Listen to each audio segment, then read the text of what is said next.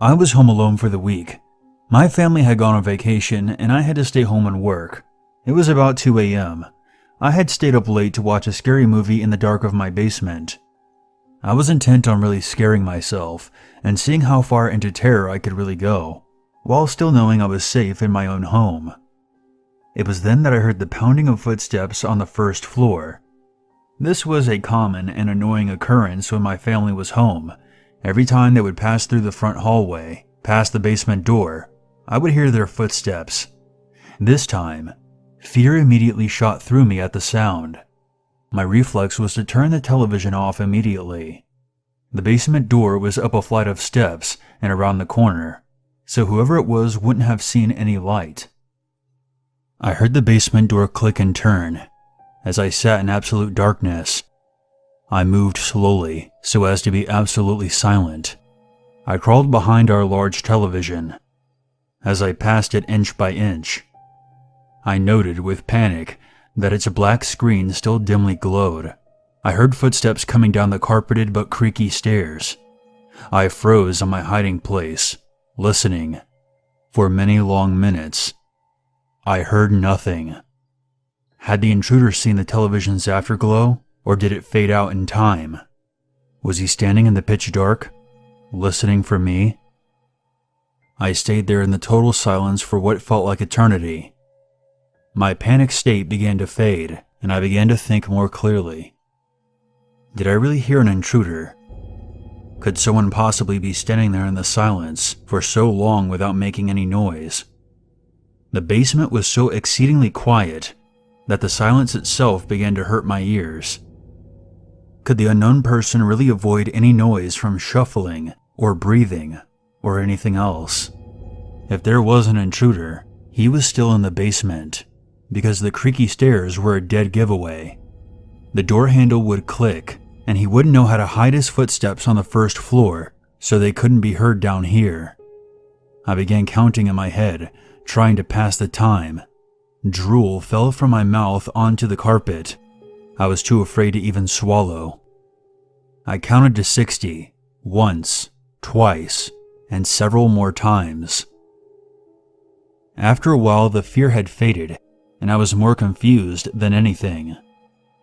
I estimated that I had been crouched behind the TV for almost 2 hours, and I still heard nothing. If there was an intruder, none of this made any sense. Finally, I decided I would have to make a move. If I did nothing, eventually the sun would come up and shine in through the small basement windows. And worse, I began to smell something rotten. Slowly, I began inching my way towards the stairs, sticking close to the walls. If someone was standing there in the dark, I should be able to go around them and make a break up the stairs. Meanwhile, the horrible odor I was smelling grew stronger. Had something died down here in the night? No living person would smell like that. Some terrible images of some corpse monster listening for me in the dark erupted in my thoughts, and I moved as fast as I could without making a sound. As I finally reached the stairs, there came a loud sound, as if something collapsed onto the floor. It was at that moment I leapt forward and tore my way up the stairs, running through the open basement door and my opened front door, now certain that someone was in my house. I called the police from my cell phone and watched my house from down the street. The police eventually came. They checked the inside of my house and then came back out to question me. They found the body of my elderly neighbor on my basement floor. He seemed to have been dead for quite some time. Their belief was that I must have left the front door unlocked and someone must have wandered inside my house with the body of my neighbor. What the hell was that loud noise that prompted me to bolt up the stairs and out of the house? I asked the police, and they confirmed. The back door to my house was also found open. There was someone else in the basement with us, silent, waiting, and listening in the dark, holding the rotting corpse of my neighbor. If you really like my content and want to support me, please like this video and click the subscribe button. It helps me to grow my channel as essential in reaching a wider audience. Most of you watching my videos aren't subscribed to my channel, and that's why my animations can't reach their full potential. They aren't recommended to more people who would surely love my content as much as you do. You can always unsubscribe at any moment. Thank you in advance, and enjoy the rest of the video. I was hanging out with a bunch of my friends over Thanksgiving break. We all go to different colleges, so this was one of the few times that we were actually able to get together. The group consisted of the usual suspects, which included Adam, Zach, Luke, Brandon, Mario, and myself. We always ended up at Mario's house and would tend to keep to the basement because of its size and seclusion from any unwanted attention. Mario's house is giant, and his basement is no exception. Apart from being very spacious, the basement is also nicely furnished, carpeted, and very comfortable to stay in. During most of our get-togethers, there's a fair amount of drinking, and after a while of being cooped up in the basement, my friends and I started to get rowdy and wanted to drive out to the local club. I'm not much of a drinker, so I usually stay pretty sober during these events. Thus, I'm usually left as the designated driver for everyone. Normally, I'm alright with driving everyone to the club. But during this specific night, I was really against going out. There were several reasons for this. 1. I would have to drive 5 drunkenly annoying people in my truck the day before Thanksgiving, which has the reputation of being the day with the most drunk drivers. I didn't want any of my friends to get an underage drinking violation, even though several of them already had one. I would also get into trouble if the police happened to find alcohol in my bloodstream, which they definitely would have. The second reason why I didn't want to go to the club because there was a high probability that one or several of my friends would end up in a fight. They tended to provoke people when they're drunk. This again leads to the police and underage drinking and all that damaging stuff. I really wanted to stay at Mario's and just hang out in the basement, but they were adamant about going out, and it was 5-1, so I finally caved in. And as the time came closer to leaving, my friends became more and more rambunctious. I had to go upstairs in order to retrieve my keys, so I left my loud friends roughhousing in the basement. I found my keys resting on a table in Mario's kitchen, but while I was walking over to get them, the lights went out. I stood still wondering what the hell just happened. But a few seconds later, the lights came back on. I didn't really think much about it, and went over to grab my keys off the table. That's when I noticed something else, and stopped moving. I couldn't hear the muffled noises that my friends were making below me anymore. I just shrugged it off, assuming that they had started to calm down, which was a good sign. I went back downstairs, but I was surprised to find that none of my friends were there anymore. The back door to the house was located in the basement, so I assumed that they had left through that, and were heading to the cars parked in the driveway. I quickly followed them through the back door, and started heading towards the driveway myself. I got to where the cars were parked, but once again my friends were nowhere to be found. Everyone drove up to Mario's house separately, and I got scared for a second, thinking they all piled into someone else's vehicle and took off intoxicated. But I counted the cars, and saw that all of them were still there. It was the middle of November, so it was cold as shit out, and I wanted to go back inside. But I decided to take a quick lap around the exterior of the house, just in case they were out there smoking or something. I walked around the entire house, but I didn't see or hear anything. So I went back inside through the back door. They still weren't in the basement, but they could have gone upstairs without me knowing. Since the basement is so big, there are 2 stairwells on either side of the room that were separated by a wall. I deduced that while I was coming down one of the stairwells, my friends had gone up the other one, probably looking for me. I went up to the first floor again and looked around for my friends, but once again, I couldn't find anybody. There was no way they went up to the second floor. The last thing that Mario would want was to wake up his dad while he was drinking. I went up anyway and looked around for my friends, trying to make as little noise as possible. I couldn't find them on the second floor. The only place left inside the house was the attic, but that was almost impossible for them to get into. They would need a chair just to reach the handle, and it was also locked from the outside. At this point, I was annoyed and confused. Where the hell did they go? I went back down to the basement and called Mario on my phone. It started to ring, but I could hear the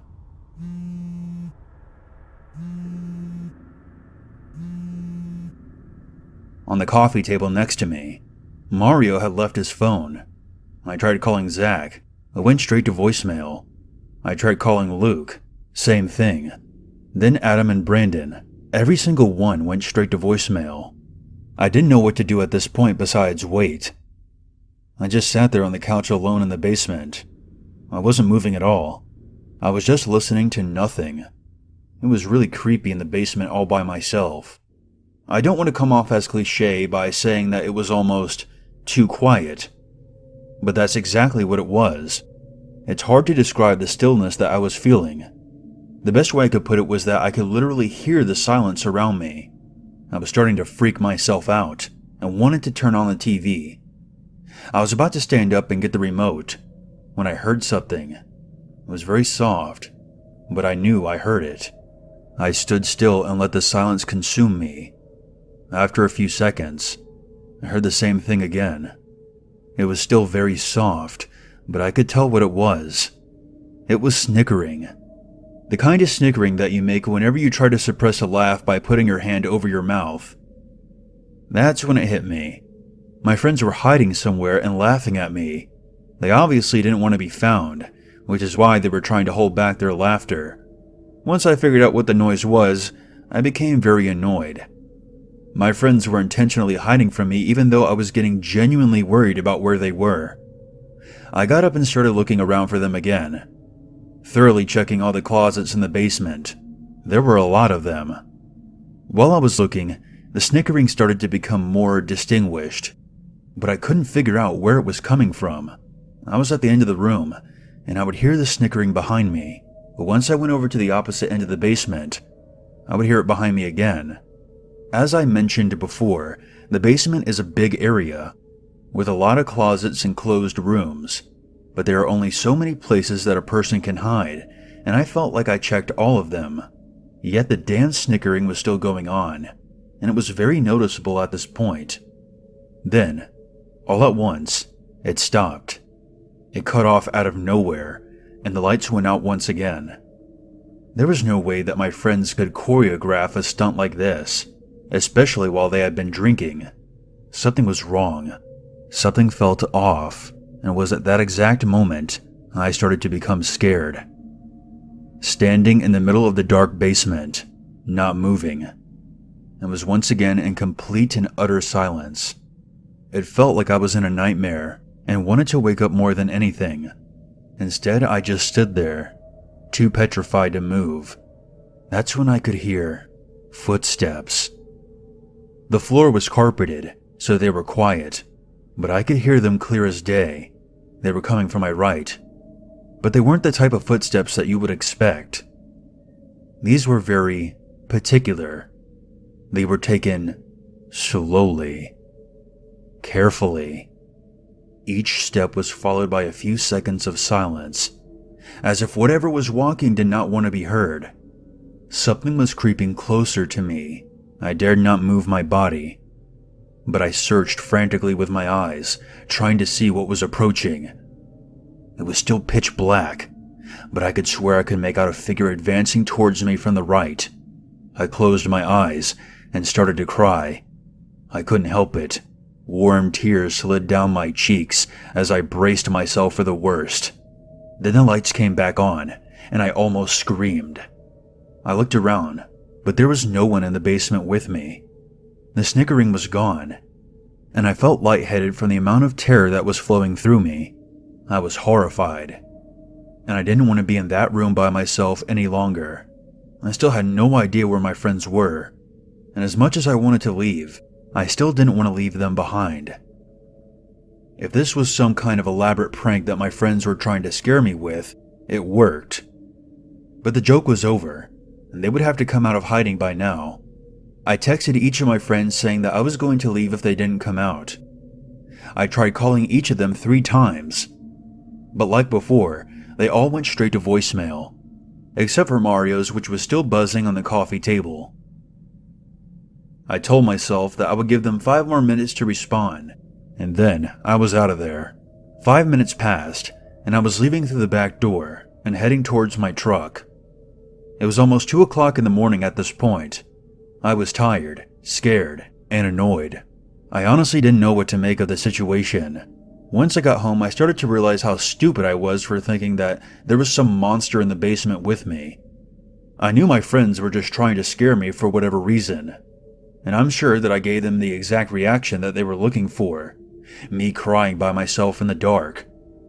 They probably had it on video too, and were going to post it on every single media platform they could. I no longer felt bad for leaving them behind. As a matter of fact, I felt betrayed by them. I spent over an hour worrying about where my friends had disappeared to, and tried looking for them, and in return they scared the living shit out of me, and made me feel like I'm an idiot. I went to bed, and waited anxiously for the morning to come, so I could give my friends hell for what they did. When I woke up the next morning, I immediately went for my phone, and was shocked to find that Mario had sent me a text around 3:30 a.m. I opened the text to find nothing but gibberish. It clearly looked like a drunk text. I really wasn't surprised by this. Mario had sent me many drunk texts before. It was almost 11 a.m., and if the guys had stayed up all night drinking, there was no way that any of them were awake yet. I decided to wait it out and make them call me first. It wasn't too long after I woke up that I received another message. This time it was from Mario's dad. "Did you guys go somewhere? I can't seem to find anybody. I actually left last night. I don't know if they went somewhere, but I couldn't find them either. Have you tried calling or texting any of them? I keep getting their voicemail."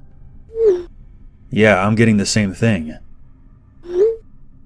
"Alright, well if Mario or anybody else calls, you tell them to call me so I know where they are." "Will do." About 2 hours later, Mario's dad texted me again. "Hey, have you heard anything from your friends yet? Mario and I were supposed to go somewhere today, but he still isn't answering his phone." "No, sorry, I haven't heard anything from them yet." I still hadn't told them about the drunken text, because Mario's dad hates it whenever Mario and his friends come over to drink.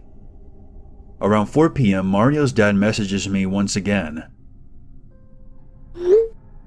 "Have you heard anything yet? I'm starting to get worried. All the other parents are starting to call me asking me where everyone is. I've tried calling Mario and everyone else over and over again, but none of them are answering." "I still haven't heard anything, but I'll try calling them myself. Don't worry, I'm sure they're fine. They probably stayed up all night over someone else's house, and have been sleeping in all day." "Okay, just please tell me if you hear anything." I started texting and calling my friends again, but I still wasn't getting anything. Another 3 hours go by. It's a little past 7 at this point. I was starting to get very worried, but I didn't realize how serious the situation was until I got a knock on the door. It was the police.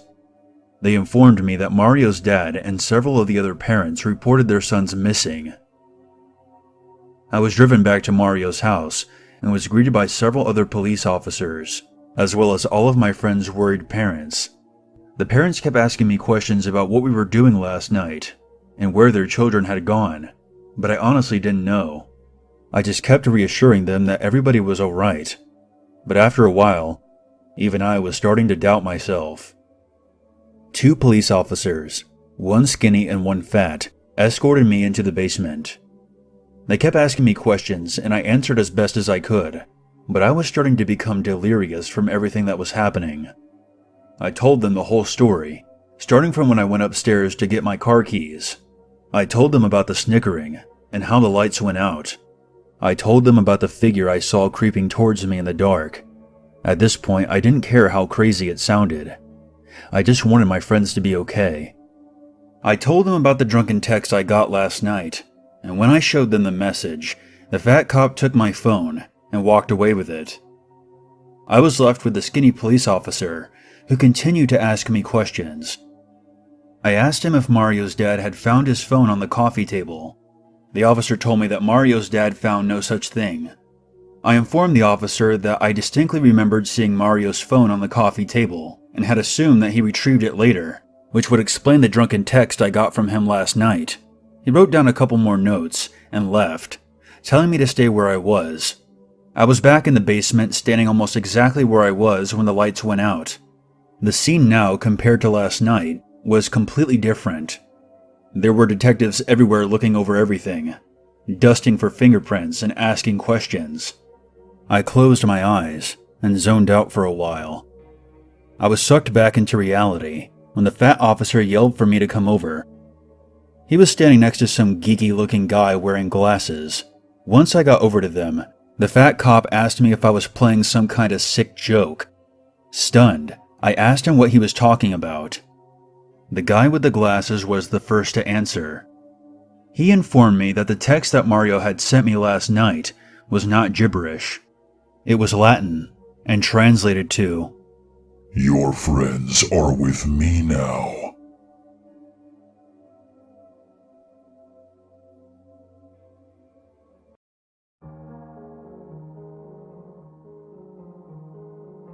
For some context, I'm a 16-year-old male. Last year I got into a horrible accident which resulted in me almost dying. Because of that accident, my chest and my breathing starts to hurt at random moments. My limbs also start to shake uncontrollably. Anyways, I live and was raised in the countryside. We live on a really big property with a lot of bushes and trees. I'm also very paranoid and I don't typically trust any strangers. So it's 1:30 in the morning and I'm watching a movie while on the couch.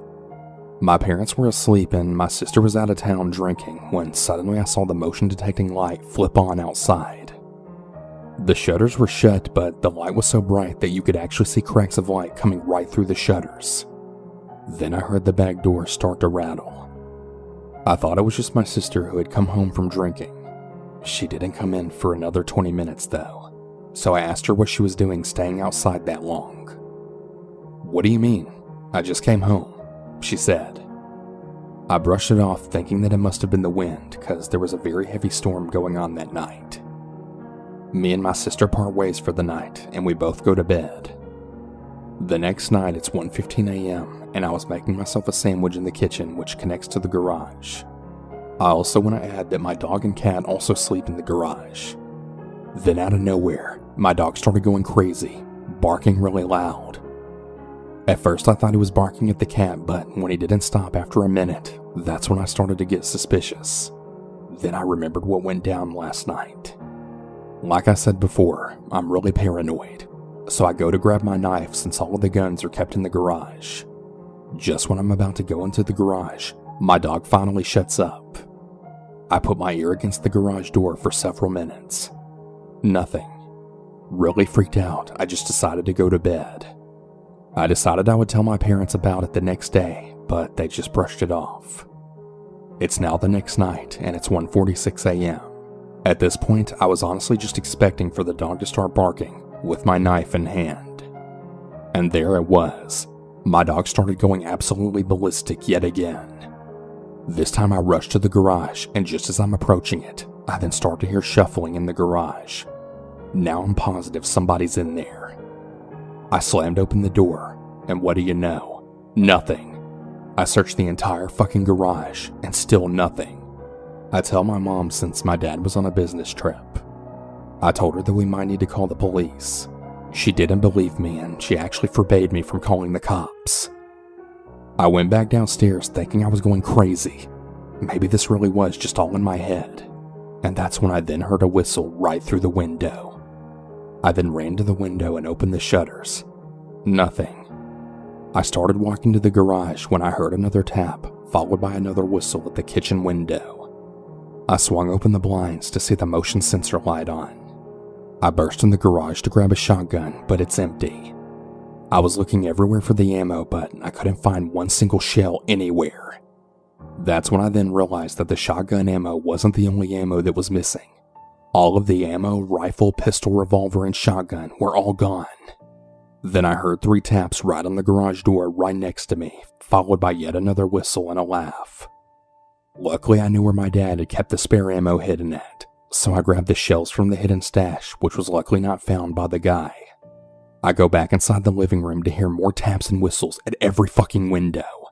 The living room window, the kitchen, the game room, the garage, everywhere. The guy kept tapping and whistling and sometimes laughing at every fucking window. I really have no idea how he was managing this. We live in a really huge house. He must have been literally sprinting around the house, and even if he was, it would be almost impossible to keep this up. I was waiting outside the kitchen door for him to show up at the window, and there it was, the taps and the whistle and that damn laugh. I then burst out the door, locked and loaded. He was gone, or so I thought, because when I then looked up, I saw a tall, slim black shape in a hoodie right on the roof. Just when I'm about to shoot it, I drop to the ground, unable to breathe because of my condition. While I lay there on the cold ground, I aim my gun at the guy on the roof, but my body starts to shake uncontrollably, also because of my condition. The guy jumps down, and I kid you not, he puts his fucking lips right on my ear and starts whistling. I lay there pretty sure I'm about to die, when he then starts walking off in the direction of my pool. After 2 or 3 minutes, I scramble myself up using my shotgun as a sort of walking stick because my legs are still shaking. I thought that he was now gone, so I went back inside. This time when I told my mom, she finally believed me.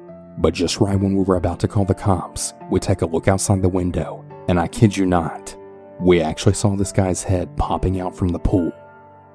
The cops eventually arrived and they searched the property. They found all the missing ammo in our shed. They also found muddy footprints all around our property, and get this, the words "oh no" carved in the wall. We also managed to find out that he got inside the garage by moving a heavy metal plate which blocked a hole to the outside. An absolute nightmare. So to the whistling, psychotic, laughing maniac, I dare you to come back so I can finish the job this time.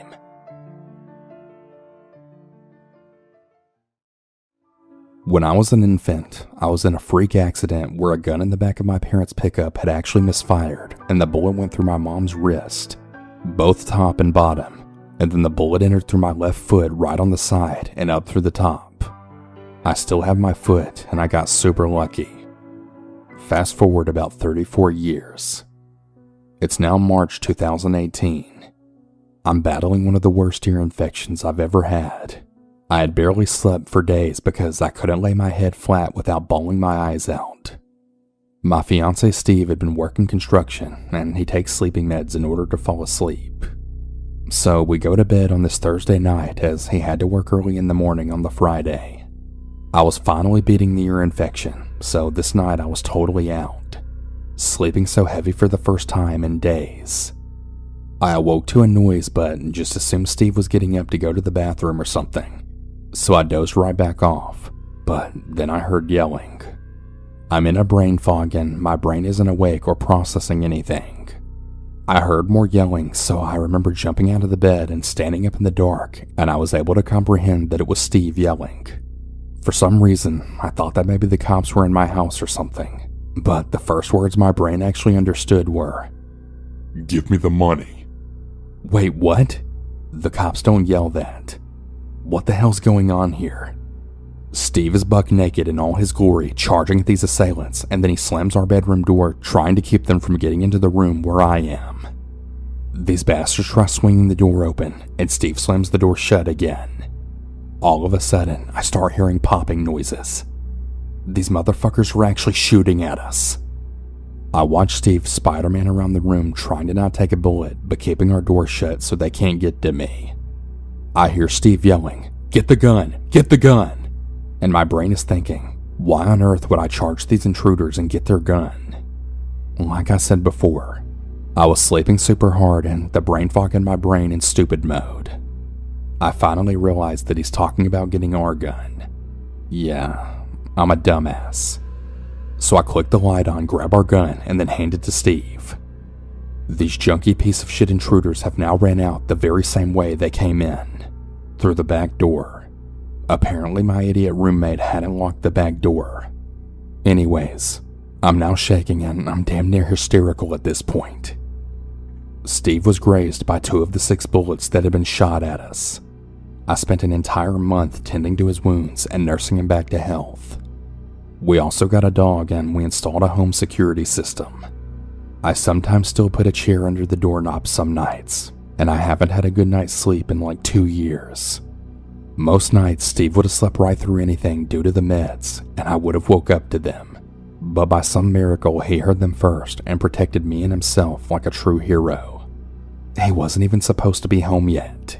He was supposed to be in Florida until the next week, but came home early. I absolutely tremble at what these two armed robbers would have done to a woman all alone sleeping heavily and having no clue that they were there until it was too late. I think that I'm cursed, or that the people who love me the most always end up having to take a bullet for me. My mom did it first, and now my fiance has too. It scares me to tears to think that anyone that's close to me keeps having these freak gunshot incidents just for being close to me. To the dirty scumbag piece of shit intruders that broke into my house and took away my sense of security, I really fucking hope karma gets you.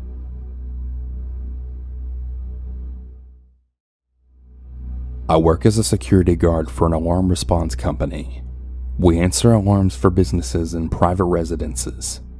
99% of the time, it's usually a motion detector set off by a cat, or a restaurant forgot to disarm their stuff before the stock truck arrived to unload.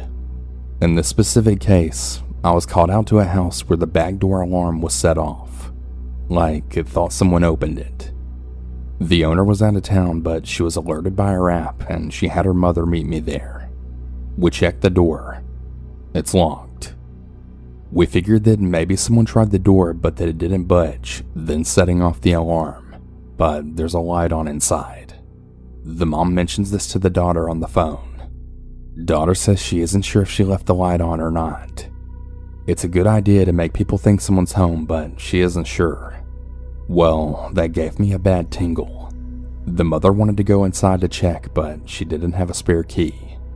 The neighbor did, but they were asleep and the mom didn't want to wake them. So I fill out my papers and go back to my normal patrol routes. An hour later, the same home sends an alert out. Now, I'm the only one in my city zone, so I answer it again. When I pull up, police and CSI are there talking to the mother and now the awake neighbor. They're reviewing the video footage sent to them by the daughter. I look at the footage.